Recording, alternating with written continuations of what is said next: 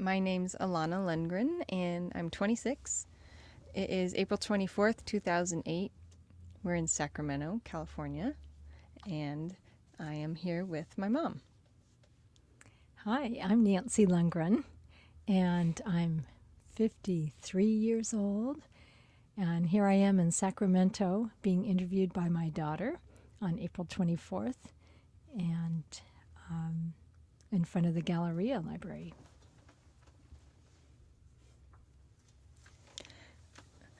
Mom, I wanted to know, at least for purposes of our oral history, what started the Long Beach Poly High golf protest for you and sister Banana, Well, Anne? when Anne and I were young girls, we learned how to play golf in Virginia Country Club, and we were taught by Monty Blodgett and Pinky Stevenson. My grandfather, Don Wallace, and my dad, Don Wallace Jr., and my mother, Elizabeth Wallace. And so we were raised to have great golfing skills and played competitively throughout our teens. So by the time we were entering high school, we were all practiced and used to playing with boys, of course, and winning trophies and being the very best. And so we get to Poly High in Long Beach, and we asked, where's the girls' team? And they said, we don't have one. Well, can we play on the boys' team? And they said, of course not. It's not allowed. How competitive were you earlier? Well, Anne had been the champion for the junior girls arena over and over many, many years, especially at the Virginia Country Club. She was the champion, and I was a runner-up over and over many years. And our girlfriends, our other partners, Leanne Cassidy and Heidi Herzog, and some of the other competitors, Laura Baugh, who's now a pro, we all played constantly together. And Anne would win in her age bracket, and I would oftentimes win or be a runner-up in my age bracket. How much older is Anne? Anne is a year and a half older, and she just recently passed away on February 9th. So how did it feel to always be a runner-up? Well, it always made me strive harder. My goal was always to beat Anne and maybe to win, but I don't think I won too often. At Poly High, what about the girls' lack of a golf team? Well, at Poly High, they had never been challenged before in such a gender type of controversy. So we didn't take that too well, and my dad, being an attorney and always supportive of his girls and protective, he said that was terrible and lousy of them, and he was also a Poly High graduate. So he decided to drop a complaint against the CIF, which controls the athletics for high schools in the state. And so he drew up a complaint and filed it after writing to the principal of Poly High and to the Unified School District, and then being denied again. And their reasoning was it just probably there weren't enough resources, and that's never been done, and we can't have boys playing with girls, and they weren't very reasonable responses. And he, realizing we were in the 70s, this is the time when times would change, when you can make things happen, and there was a double standard in golf, as in education and in careers. And so little did we know that we were going to be thrown into a world of change and maybe lose some friends over it or gain some friends and admirers. Some people don't like change, and they make fun of you for trying to be different. But my parents always taught Anne and I to stand up for what we believe in and be independent thinkers and not follow the crowd. So we proceeded to get energized by my dad's lawsuit. And the girls with us, Leanne and Heidi Dunn, and then Laura Baugh, we made the cover of the Long Beach Press Telegram and subsequent articles about the challenge to the CIF. And my dad vowed to take it to the Supreme Court if he were turned down. And we were denied, and I think due to the expense of going to the Supreme Court, he finally said, well, I think we got our message across, and let's see what happens. So Ann and I didn't play on the team, but I do believe we laid the foundation to keep going for other girls, and eventually they did allow girls to play. And they have a girls and boys golf team now at Poly High that Mr. Ken Munger is the coach of and officiates. How did it make you feel when they said you weren't allowed to play golf competitively in high school? Oh, I was pretty mad, and I felt like that was really rude of them to say I wasn't good enough, because obviously I'd beat some of those boys out on the different fairways that we had played, and some of them were my good friends anyway. They knew how good I was, and Anne, and they actually didn't care. But it was difficult to be told you can't do something, and when you're good enough to do it, and that's been tough on, I think, girls in the United States and probably just about anywhere, as when men, for reasons of tradition, try to prevent us from reaching our goals. And you should always try to reach your goals no matter what, male or female. And don't let anyone ever tell you because you're a girl you can't do something. So Ann and I continued to play golf, and I swam competitively. And Anne played tennis competitively on the girls' tennis team. And then in the meantime, we continued to enjoy golf on the weekends. What did your mom, Lizard, think of the whole dilemma? Well, she was pretty angry about it, too. And the ironic thing is she was serving on the school board at the Long Beach Unified School District. She was a trustee for 21 years, 22 years. And she was a leader in education and equal opportunity. And so I think she was very supportive and very unhappy about it. There wasn't much she could do. Frankly, the coach wanted us to play, but the rules of the CIF wouldn't allow us to play. And so we were really fighting a bureaucracy in an institution. And that takes a little more. You can't just snap your fingers and get something done. If you really want something to change, you have to work at it. Being a high school age, did you really understand what you were going up against and what it meant to challenge it? Well, we certainly didn't know the eventual outcome or where the future would go with women's rights and later on, but we had all been taught in school about the suffragettes. So we realized that, if the women in the past could have done that before to get their voting rights, we can certainly try to get on the boys' golf team. What a trivial thing in light of the rest of the important things in the world. But we wanted to stand our ground and make a case, if not for us, for other people. So we had fun doing it. We dressed up in suffragette clothing with our golf clubs and to make a point. And we got the publicity, and then later on it paved the way for other girls to play golf. And the most important thing is that because my sister wanted to have some kind of legacy, before she died, I asked her, what would you like to teach other girls about your experience with golf? She said, I'd like them to know that it's not so much about going pro or being a winner. It's about getting the experience, having the friends out on the golf course, and taking some good basic athletic skills and turning them into really good skills. So we created a foundation, the Wallace Sisters Golf Foundation at Long Beach Poly High, and we've raised, I think, about $10,000 or $15,000 to encourage other girls to get into golf. We'll supply golf clubs and fees, transportation, and they're so enthusiastic about it at the school. Now they're just very, very happy. What did your brothers think when the two younger sisters were, shooting off? Yeah, they just said, good luck. They probably didn't care. They were in their own world back then, and I think one played football and the other was a mad scientist, and I don't think they really cared. But you also competed with them in your backpacking trips, like your infamous John Muir Trail trip with Anne that we always hear about. Whose idea was that?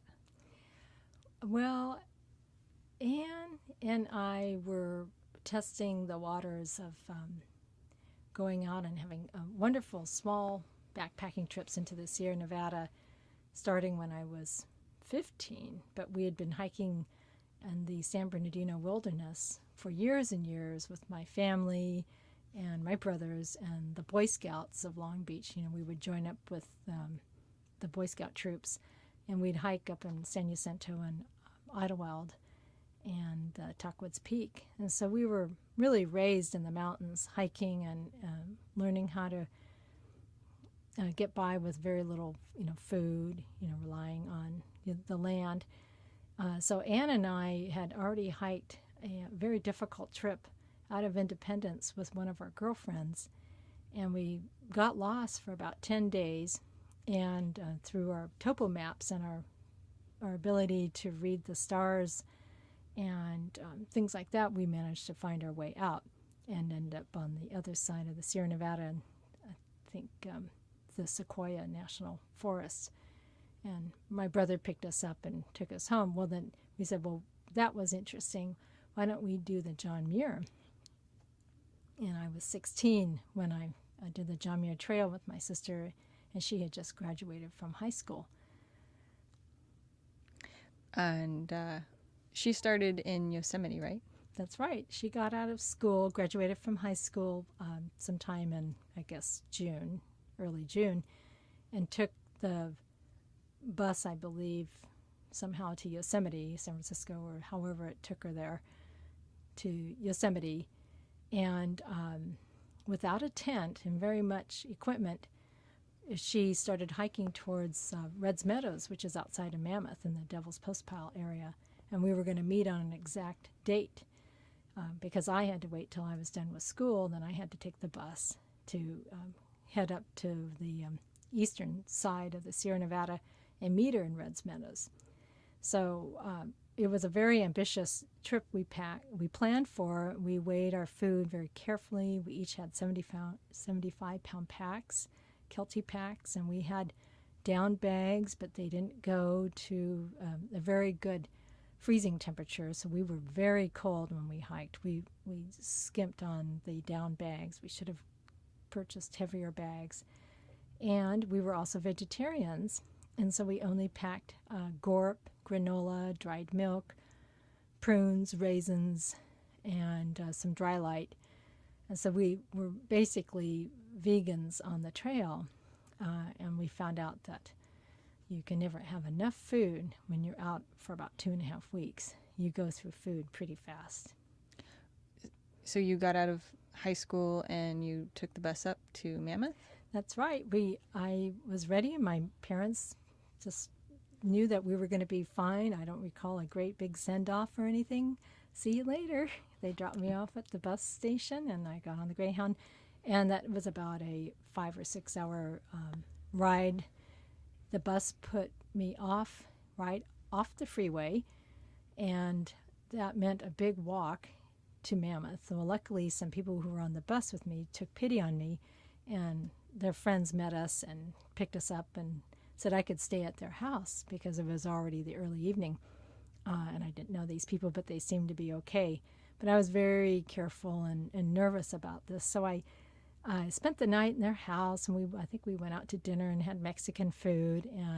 But at 4 o'clock in the morning, I grabbed all my stuff and just walked out and started walking up the road towards the Mammoth Mountain area, and which I didn't know this, but it was a good 10 miles to maybe 7 miles to the top of where the Mammoth Mountain Resort is, and then another 5 or 7 miles down towards Red's Meadows. So it would have been another full day of hiking, and I would have probably missed my sister if a fisherman hadn't come along and picked me up in his old truck. And thank God, because I had already covered about 5 miles going uphill, not making very good progress. But fisherman was very kind, picked me up. So I get to Red's Meadows, and of course it's a long meadow with a long stream going through it and a pack station with a supply store. And so I looked around and I didn't see my sister, and it was exactly a certain day, it might have been June 17th or something, and still snow on the ground. And I said, geez, she's got to show up here sooner or later. What am I going to do if she doesn't show up? And so I'm walking up and down the stream a mile up the way and back, and I see this dirty little creature across the river staring at me with a bandana, and she's very filthy. And I look across, and I very quietly I said, Anne, is that you? And she said, Nancy. So it was Anne, and she just looked terrible. She had lost a lot of weight, and she was looked like she had just come out of a cave. How long was her hike from, she started at the valley or at Tuolumne Meadows? She started the valley, and that's a 60-mile hike. And her story was really fascinating because Anne had to outrun a bear who wanted her backpack. And she was hiking along, and it was freezing cold. She didn't have a tent or anything. And so she'd been experiencing, wow, this is really tough weather and snow on the ground. She could have gotten lost. And then the next thing you know, she's hiking along and a bear comes charging at her. And so she had to zigzag, run across one of the creeks, and finally outran the bear, surprisingly, and didn't throw her pack away or anything, because if she had, she wouldn't have made it. So she had that experience. And as she was hiking, it got really cold. And Lord and behold, there was an orange pup tent on the ground. And that probably saved her life, because the temperatures got way down, and she grabbed that pup tent and had a tent for herself and for me, because I didn't pack a tent either. And so when she finally got to Red's Meadows, she was in need of some hot tea and good scrubbing and a snack. But we were ready to hit the road and start the big hike to Mount Whitney. How much longer were you on the trail?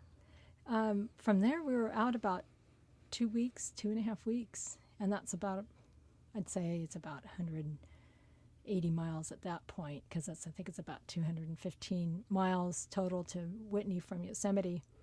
And it's a good long hike with lots of difficult passes, beautiful lakes, just very gorgeous. How fast were you going? We hiked about 10 to 15 miles a day, and we got in big hurries. Sometimes we didn't fish, which was, I think in retrospect, a mistake, because that would have forced us to slow down and relax and take breaks between, the long hikes to let your muscles recover. The fish would have been a good source of protein for us, but we were strict vegetarians at the time and didn't consider it. So we improvised on food. Instead of always eating the usual things, we looked for berries, and we rationed our milk, our dried milk. She'd take a bite and I'd take a bite. We'd ration out how much gorp we could eat and how many prunes and raisins.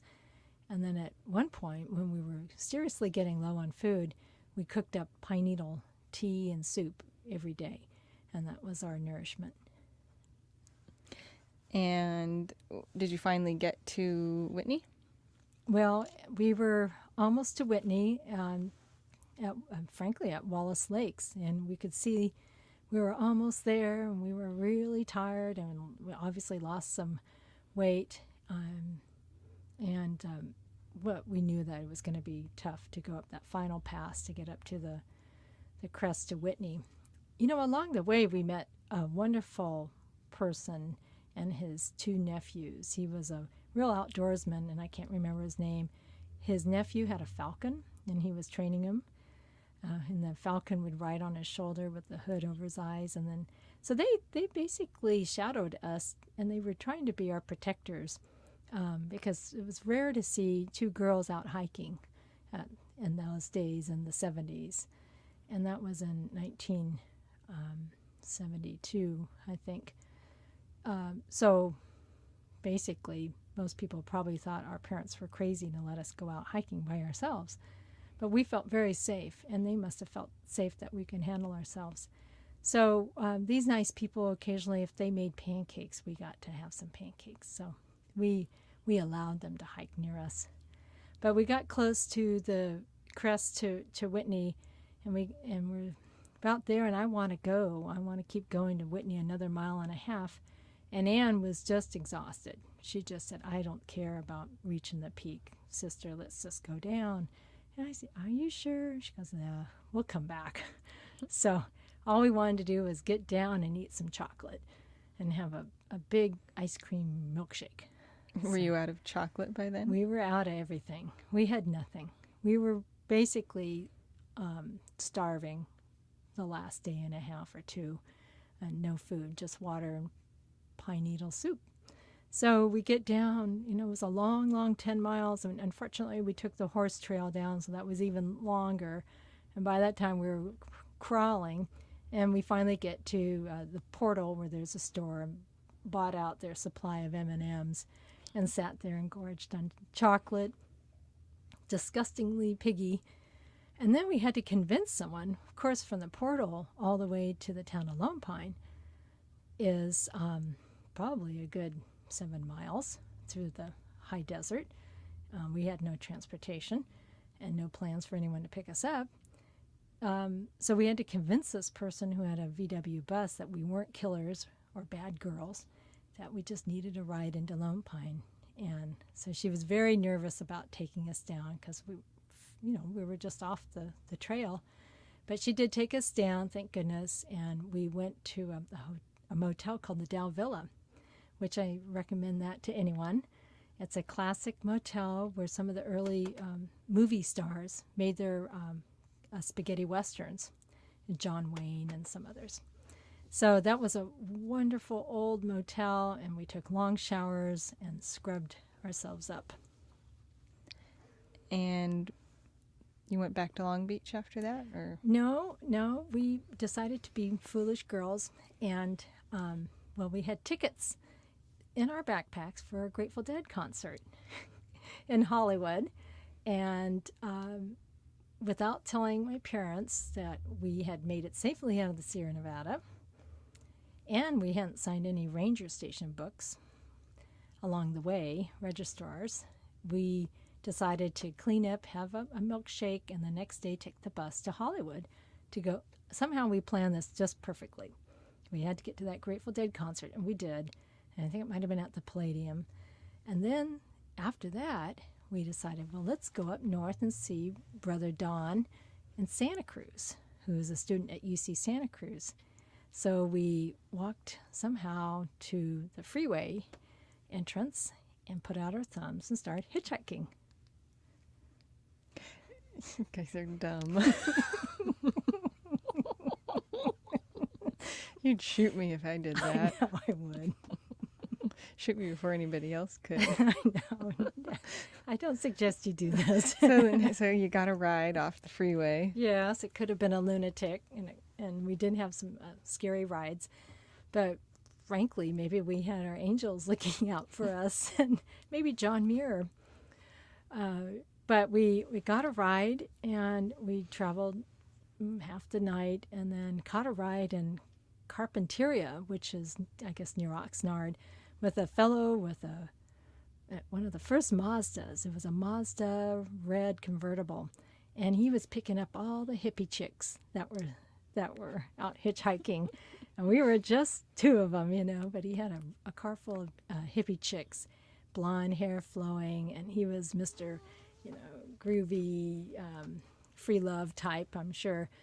And so we got a ride with him and rode up the coast, and I think we had to get off at where it crosses over.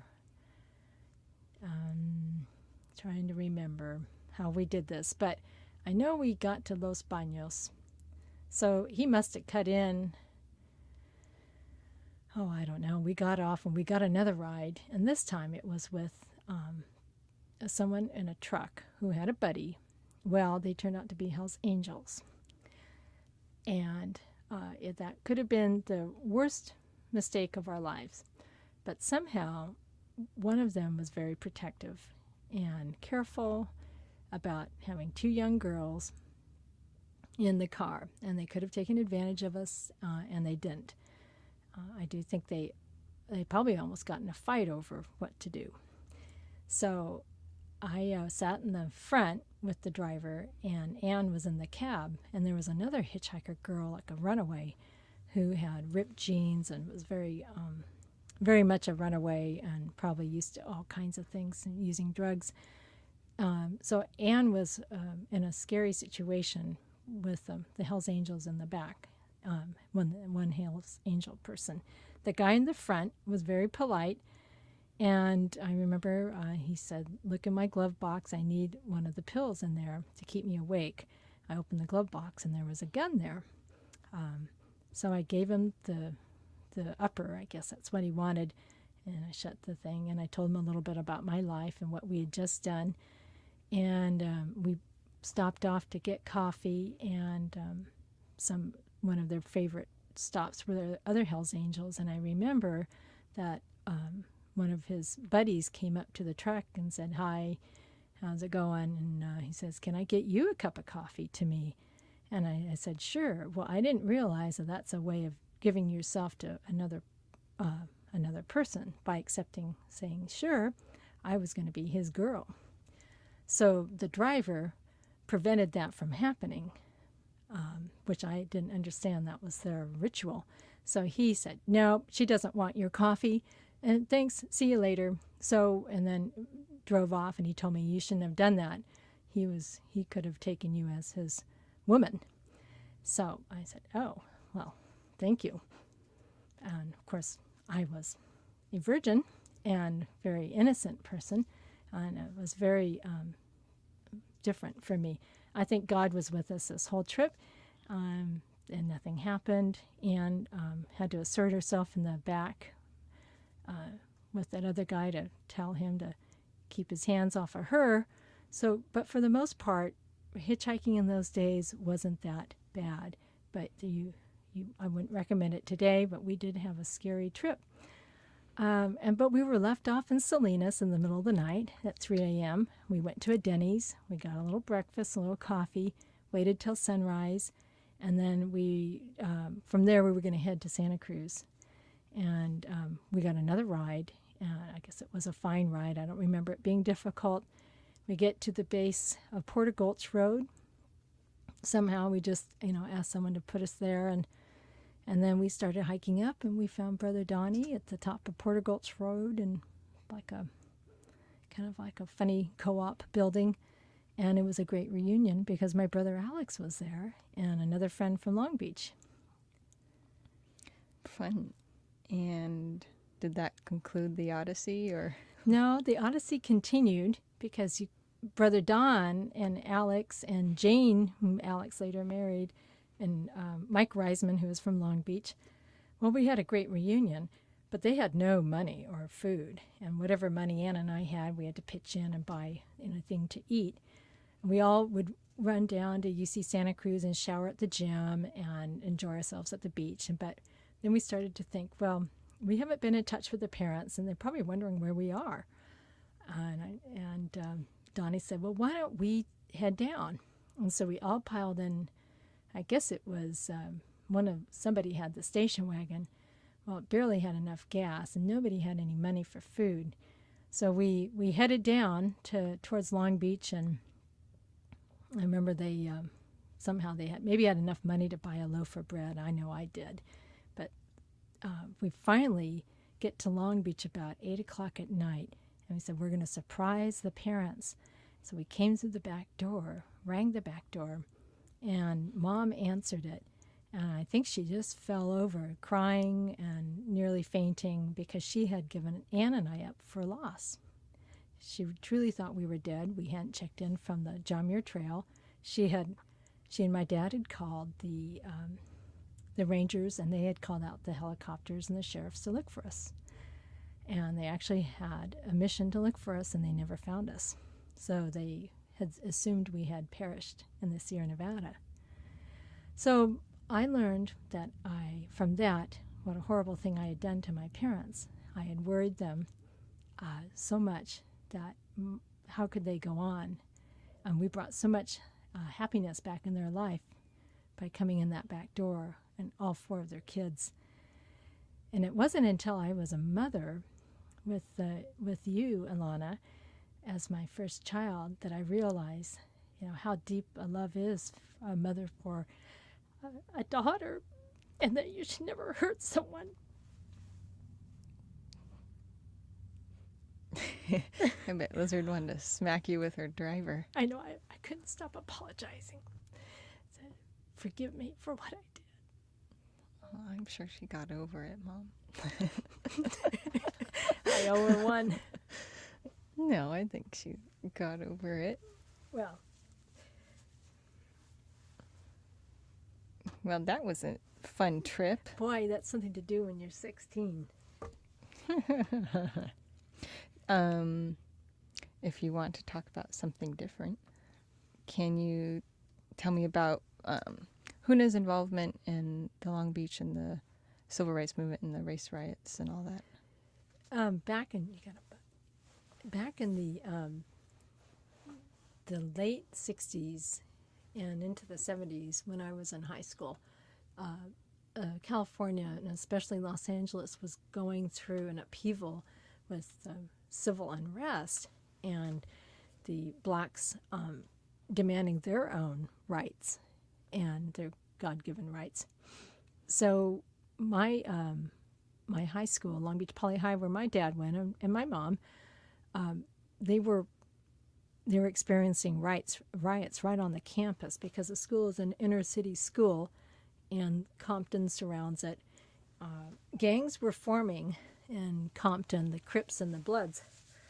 But never mind that, all the pent-up experiences were coming to a head. And so after so many riots and people were hurt, my dad formed the Long Beach Poly High Interracial Committee with Mr. Barnes, and together they tried to come up with solutions to bring the whites and the blacks together and the Hispanics and say, let's all find a reason to have peace and not see our beautiful town or a beautiful school get destroyed by unrest and racial hatred.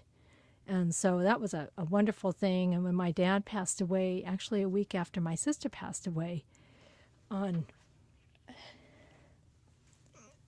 February, he was, several people remembered him. A lot of For people what he remembered him. Yeah. He's instrumental.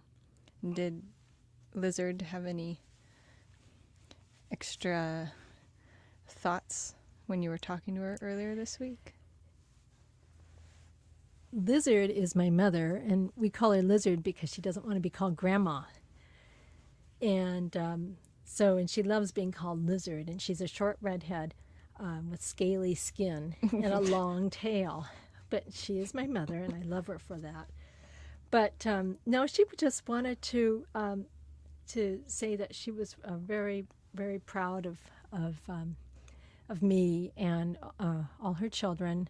There's 4 of us, and she loved my dad, Don Wallace, so much, and they were married 60 years. She just says, if you were going to do anything important in this life, make sure you set your goals and strive hard to meet them. Always, always set the highest goals possible. Always get your best education, and you'll have a wonderful life and meet wonderful people and keep your friends close to you. Well, she's wise. What do you think the Anna Banana would impart in addition to what she already has? Well, Anne is was a very spiritual person and loved to laugh, and really had the art of listening and giving to people. She was a best friend. I would say.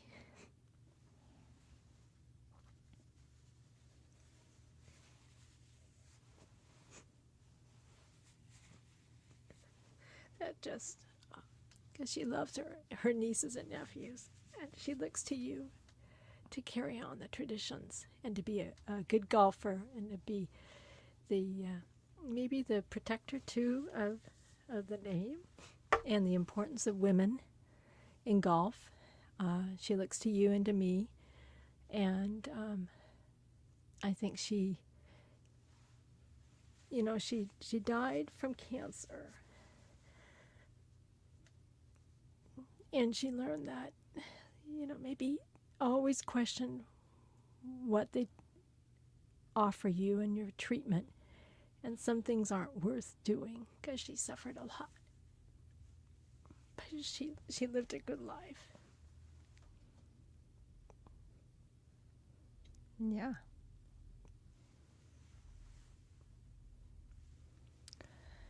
And